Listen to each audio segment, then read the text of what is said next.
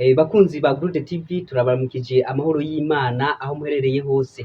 Uno munsi ni ku munsi ugira kabiri w'inyigisho zatunganijwe n'ikinyamakuru canyu Gurude TV, aho kuri uno munsi tuza kurabira hamwe umumenyeshamakuru. Mbega umumenyeshamakuru ninde? Akora iki? Ajejwe iki? Nakahe karanga k'umumenyeshamakuru? Ivyo rero nivyo tuza guca irya nino, tugomba tubibasigurire ido n'ido. Ico tubasaba ni ukugumana natwe turabemereye ko tuza kugerageza ibishoboka vyose kugira ngo tubibasigurire mugende mutahuye ico ari c'umumenyeshamakuru. Umumenyeshamakuru rero ni umuntu yize ivyo kumenyesha amakuru.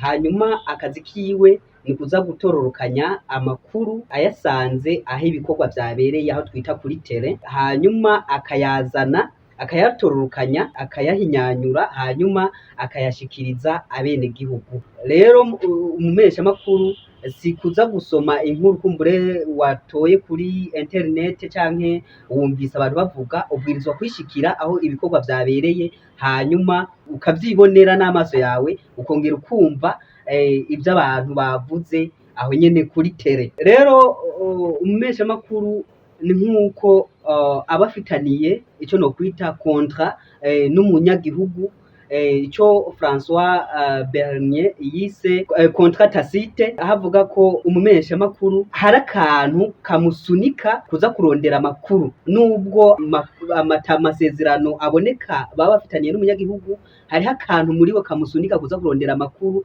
kugira ngo ayashikirize umunyagihugu yamwizeye akamukurikirana. Nk'uko nari nabivuze rero, umumenyeshamakuru abwirizwa kuba yarize ico nokwita ethique et déontologie journalistique.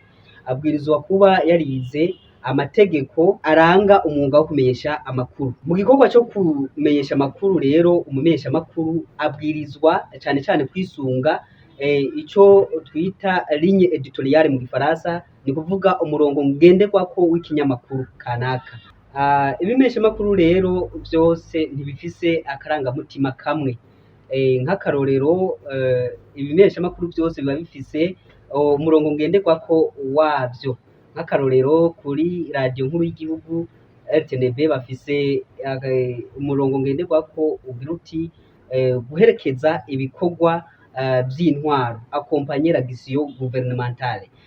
Tugiye nka radio, tufashe nka Radio Maria nayo ifise umurongo ngenderwako ugira ati évangéliser pour la conversion de cœur. Kw'iyo radio ntituzokumva nk'akarorero bariko banima umupira canke bariko bavuga ibintu vya politike, bazoba baciye ku ruhande y'uwo murongo ngenderwako. Ubu naho tugomba turabire hamwe ingingo ngenderwako z'umumenyeshamakuru. Ubwa mbere ni ugushikiriza ukuri. Mu gushikiriza ukuri naho ushikiriza ivyabaye udakoresheje ibishobisho. Umumenyeshamakuru rero abwirizwa kuba ari umuntu abwirizwa gushikiriza ukuri. Umuhinga bita Albert Londres yabaye n'umumenyeshamakuru karuhariwe, niwe yavuze ati umwuga wo kumenyesha amakuru si uwo gutera amashurwe canke si uwo kunezereza abantu canke kumbure guhenda abantu, ahubwo ni uwo gucumita nogira ati agati mu rukobe canke mu kiguma. Rero bisigura ko umwuga wo kumenyesha amakuru atari uwo gusigiririza, kuvuga ibintu kumbure biryohera abantu gusa, ahubwo urabwirizwa kandi kuvuga n'ivyo bidashobora gushimisha abantu, bidashobora gushimisha bamwe kumbure batashaka yuko bija habona. Muri uko kurondera ukuri rero, umumenyeshamakuru abwirizwa gukora nk'umufilozofe bita Socrate, aho we agira ati mbere yuko uvuga ikintu manza wibaza uti ubwa mbere mbega nico, ubwa kabiri mbega ni ciza, ubwa gatatu mbega kirabereye, kirafise akamaro. Rero bigasabwa ko umujournaliste abwirizwa gutanga inkuru z'ukuri kandi abona yuko hari ico ziza kungura umunyagihugu azishikiriza. Muri make rero umwuga wo kumenyesha amakuru ubwa mbere ni umuhamagaro.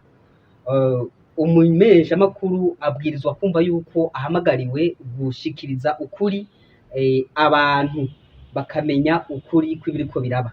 kandi akarondera guha ijambo abibagiwe. Ariko kandi umumeshamakuru n'umuntu afise ubuntu nk'uko Papa Francisco yabivuze, umumeshamakuru abwirizwa kuba ari umuntu abona kure ivy'abantu kumbure ivy'abantu batoshobora kubona, ariko kandi akumva n'umutima wiwe ibintu kumbura abandi badashobora kumva, ariko kandi akabivugana urukundo n'ubuntu. Iyi ngingo ya kabiri, kutagira aho wegamiye, kuba uri netre. Ntanze nk'akarorero, dufate ndi umumeshamakuru ngiye kurondera inkuru ivuga ku bijanye n'ubwoko canke isengero usanzwe usengamwo canke umugambwe ndimwo, aho rero bisaba ko ntaza kugira aho mpengamiye, nza kwisunga ya ngingo igira iti umumeshamakuru abwirizwa kuvuga ukuri. Ikindi rero, iyindi ngingo ngenderwako y'umumeshamakuru nico twokwita mu Gifaransa interet public, inyungu rusange, atari inyungu ziwe canke z'umugwi kanaka, ariko arondera inyungu rusange. Mu kurangiza, ico nohanura abenegihugu nuko bohamerera amagabo, bakareka kujana nyabahururu kumbure ku nkuru zose babona ku buhinga mpuzamahanga, bakamenya ko yuko zose ataba ari ukuri.